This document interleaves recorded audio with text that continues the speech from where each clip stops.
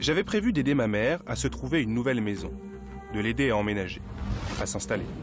Mais en l'espace de quelques semaines, ma mère s'était liée à un groupe local de militants écologistes. Un jour, je l'ai accompagnée à une réunion impromptue suite à un email écrit en majuscules et en gras, disant que la réunion était de la plus haute importance si vous aimez vivre à Las Vegas. Le projet de stockage des déchets nucléaires à l'intérieur de cette montagne était né une trentaine d'années plus tôt, à l'époque des grandes manifestations américaines contre l'énergie nucléaire.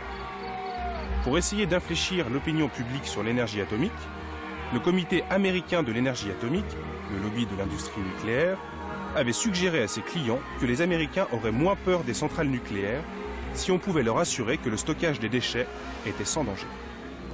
Ce projet prévoyait de construire 160 km de galeries à l'intérieur de Yucca Mountain et, en l'espace de 40 ans, de les remplir avec 77 000 tonnes de déchets nucléaires, puis de sceller et de fermer la montagne jusqu'à la décomposition des déchets. Dans le cas où le projet serait approuvé, Yucca Mountain, situé à moins de 140 km au nord du centre-ville de Las Vegas, atteindrait un jour sa capacité maximum avec l'équivalent de 2 millions d'explosions nucléaires, environ 7 000 milliards de doses de radiation mortelle, assez pour tuer 4,5 millions de fois tous les habitants de Las Vegas, Nevada.